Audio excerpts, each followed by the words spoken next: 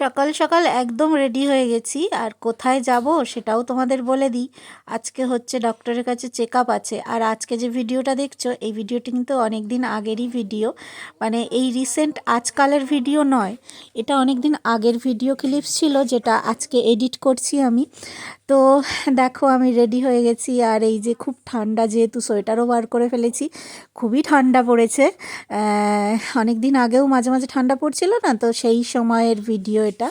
তো এখন দেখো সোয়েটারটা বার করে আমি ঢং করছি, মুখে একগাল হাসি নিয়ে তোমাদের সাথে কথা বলছি। কিন্তু এখন এই মুহূর্তের মানে শরীরের যা অবস্থা, তাতে আর আমার আর এরকম হাসি আসে না।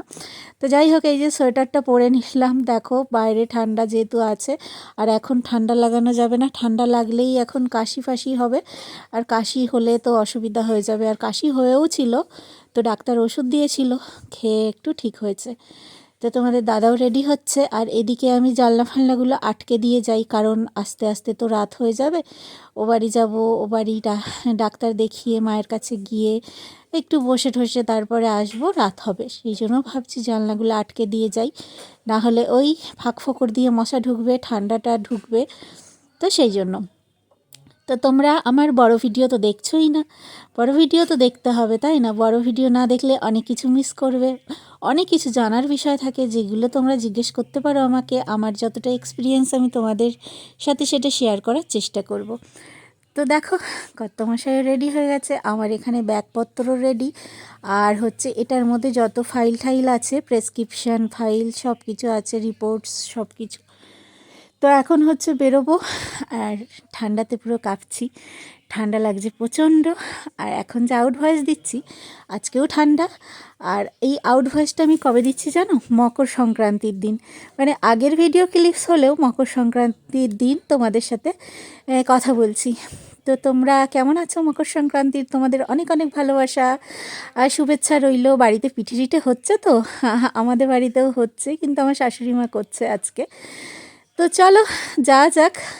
রাস্তায় বেরিয়ে পড়ে তারপরে হঠাৎ করে দেখা হলো যে তোমাদের দাদার বাইকে হাওয়াটা কমে গেছে, মানে হাওয়াটা কম আছে। তো আমাকে বলল যে তুমি তাহলে একটুখানি দাঁড়াও, আমি বাইকে হাওয়াটা দিইনি। তো আমি এই সাইড করে একটুখানি দাঁড়িয়ে আছি, কিন্তু রাস্তায় যা ধুলো, এই ধুলোতে শীতকালে আমার আরও প্রবলেম হয়। নাকের ভেতরটা এত ড্রাই হয়ে যায় যে নাকের ভেতরটা না পুরো জ্বালা জ্বালা করতে থাকে। তো যাই হোক, হয়ে গেছে। এবার আমরা চলে এলাম একটা মানে পরোটার দোকানে, কারণ সকালবেলা যেহেতু আমার না খেয়ে থাকা চলবে না। আর আমি মায়ের কাছে যাচ্ছি, মা অতটা জানে না। তো মায়ের কাছে গেলে মা আবার টিফিন ফিফিন করেছে কি, সেই জন্য এখান থেকে একটু পরোটা নিয়ে নিয়েছি, নিয়ে রওনা দিলাম। তো আজকের ভিডিওটা কিন্তু বেশি লং নয়। তো আমি জানি না যেদিনকে ভিডিও ক্লিপসটা নিয়েছিলাম সেদিন কোন দিনটা ছিল, সেই জন্য দিনটা তোমাদের বলতে পারছি না। তবে তাও মোটামুটি হয়ে গেছে, মাসখানিক আগের ক্লিপস হবে এগুলো, তোলা ছিল। তো তখনও আমার শরীরে এতটা কষ্ট বা এতটা ছিল না। কিন্তু এখন যেহেতু 9 মাস পড়ে গেছে, সেই জন্য আমার শরীরে নানান রকম কষ্ট, উপসর্গ, পা ঝিনঝিন, পেটে ব্যথা, পেটে লাগা, নানান রকম কিছু হচ্ছে, বুক ধড়ফড়, তারপরে প্রেশারটাও হাই। তো সেই জন্যও একটা সমস্যা হচ্ছে। আর কোনো ভালো কথা সহ্য করতে পারছি না, রেগে যাচ্ছি, প্রেশার হাইয়ের জন্য বোধহয় রেগে যাচ্ছি। তো এরকম পরিস্থিতি নিয়েই চলছে বন্ধুরা। তো তোমরা আমার পাশে থেকেও, তোমাদের ভালোবাসা, তোমাদের আশীর্বাদে নিশ্চয়ই সমস্ত কিছুটা ভালোই হবে। ভিডিও দেখো, ভিডিওতে কমেন্ট করো, তোমাদের কিছু জানার থাকলেও আমাকে জিজ্ঞেস করো। অবশ্যই আমার যদি এক্সপিরিয়েন্স থাকে আমি তোমাদের সাথে শেয়ার করব সেটা। আর বাড়ির গলিতে ঢুকে গেছি, দেখো মা কিন্তু জানে না যে আমি এখন যাচ্ছি। তো যাই হোক, বাড়ি গিয়ে দেখা যাক কী হয়। তোমাদের দাদা এখানে বাইকটা রাখলো। আর তারপরে যেহেতু ব্যাগ আছে, আর তোমরা দেখলে না যে একটা চাদর নিয়ে যাচ্ছি, আসলে বাড়ির যে বিছানার চাদরটা তুলেছিলাম, এই বাড়িতে নিয়ে আসি চাদরটা তুলে, মা যাতেও ওয়াশিং মেশিনে দিয়ে দিতে পারে, না হলে ও বাড়িতে শাশুড়ি মায়ের কষ্ট হবে। সে টুকটাক জামা কাপড় আমার ধুয়ে দেয়, কিন্তু চাদর ফাদরগুলো তুললে আমি এ বাড়িতে নিয়ে আসি, তোমাদের দাদা দিয়ে যায়। তো চলে এলাম। তো এখন দেখা যাক আমার মা কী করছে। মা তো জানে না যে আমি এখন আসবো, আসবো জানে, কিন্তু এখন যে আসবো সেটা জানে না। তো আমি ঘরে ঢুকেই মা মা করে ডাকছিলাম যে মা মা। তো মায়ের সারা শব্দ কিছু পাইনি।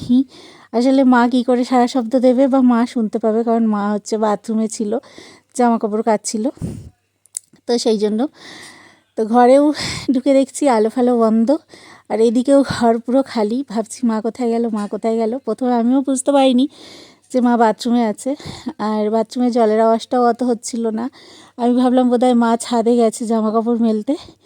তারপরে দেখলাম যে না, মা বাথরুমে আছে, আর মামা করে ডাকাতে মা শুনতে পাইনি। তো যে পরোটা তরকারিটা নিয়ে এসেছিলাম সেটা এখন খাবো, খেয়ে তারপরে যাব ডাক্তারের কাছে, কারণ না খেয়ে গেলে তো হবে না, খেতে হবে। আর তোমাদের দাদা গেছে কিছু জেরক্স করতে, কারণ ওখানে লাগবে, জেরক্স করা ছিল না, তো সেটাই জেরক্স করতে গেছে। তো দেখা যাক, সে আসবে এক্ষুনি, ততক্ষণে আমার খাওয়া হয়ে যাবে, খেয়ে দিয়ে তারপরে বেরোবো। তো যখন এই ক্লিপসগুলো নিয়েছিলাম তখন অত টেনশন ছিল না, সব কিছু ঠিকঠাকই ছিল, শরীরের দিক থেকে মানসিক দিক থেকে সব কিছু ঠিকঠাকই ছিল। কিন্তু এখন যত দিনকে দিন যাচ্ছে, যেন আমার টেনশন, ভয়, মানে চিন্তা সব কিছু একসাথে আমাকে চেপে ধরছে, এমন একটা পরিস্থিতি। তো চলো খাওয়া দাওয়া করে নিই, তারপরে তোমাদের সাথে আজকে কি শেয়ার করব বলো তো। আজকে ডাক্তার কি বললো সেটা তো আমি ভুলেই যাব হয়তো, মানে এতদিন আগের ক্লিপস, যে ডাক্তার কি বললো সেটা ভুলেই যাব। মা আমাকে বললো ডিজারটা একটু চালিয়ে দে না মা, তারপর বুঝতে পেরেছে যে আমি এসছি। তো ডিজারটা চালিয়ে দিয়েছি, মা একবারে মানে স্নান টান করে বেরোবে। আর আমি এখানে মাকে বললাম তুমি চিন্তা করো না, আমি টিফিন নিয়ে এসেছি, আমি এখানে খেয়ে নিচ্ছি, তুমি তোমার কাজ করো। আমি টিফিন নিয়ে এসেছি, পরোটা ঘুগনি নিয়ে এসেছি।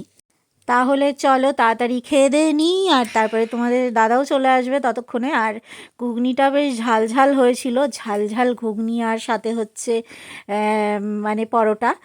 ও এবার মনে পড়েছে দিনটা ছিল শনিবার করে, কারণ এই যে ঘুগনি পরোটা নিয়ে এসেছিলাম তোমাদের দাদা কিন্তু তারপরে খায়নি, কারণ সেদিনটা ছিল শনিবার। শনিবারে তো আমাদের বাড়িতে নিরামিষ হয়, ও বাইরের জিনিসটা খায় না, আর আমার যেহেতু খেতে হবে সেই জন্য আমি খাচ্ছিলাম। তো তোমাদের দাদাকে তখন জিজ্ঞেস করেছিলাম যে কী গো তুমি খাবে না, তো বললো না শনিবার তো আমি খাবো না। তো এখন হঠাৎ করে আমার মনে পড়লো যে দিনটা ছিল শনিবার, যেদিনকে আমি মানে ডাক্তার দেখাতে যাচ্ছিলাম। তো আজকে ডাক্তার দেখাবো, ডাক্তারের কাছে মানে অ্যাপয়েন্টমেন্ট নেওয়াই আছে, ডাক্তার দেখাবো। তারপরে ইউএসজিটা ছিল কি, না না ইউএসজি ছিল না বোধহয় সেদিনকে শুধু ডাক্তার দেখানোই ছিল। তো খেয়ে দিয়ে দেখো বেরিয়ে পড়লাম, চলো ডক্টরের চেম্বারে যাওয়া যাক। ভিডিও করা তো ওখানে অ্যালাউ নেই, তবু আমি একটু করি। তো এই যে দেখো চলে এসেছি এখানে রিসেপশানে, সব লেখালেখি হচ্ছে, সব নাম ফাম লেখানো হচ্ছে, আর এখানে সবাই আছে, নাম ধরে ডাকবে, তখন যাব ভেতরে।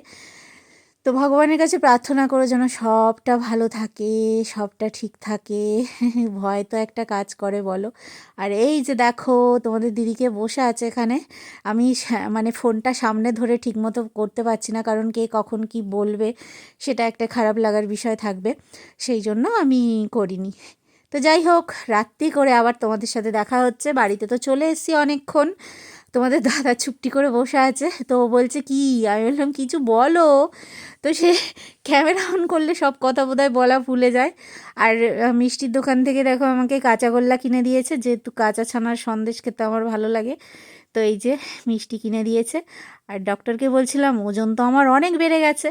তো ডক্টর বলছে যে হ্যাঁ ওজন তো বাড়বেই, কারণ এখন শীতকাল, নলেন গুড়ের সন্দেশ খেতে হবে, ওজন একটু না বাড়লে হবে। ডাক্তার যে কিভাবে জেনে মজাটা করলো, পুরো আমার সাথে মিলে গেছে।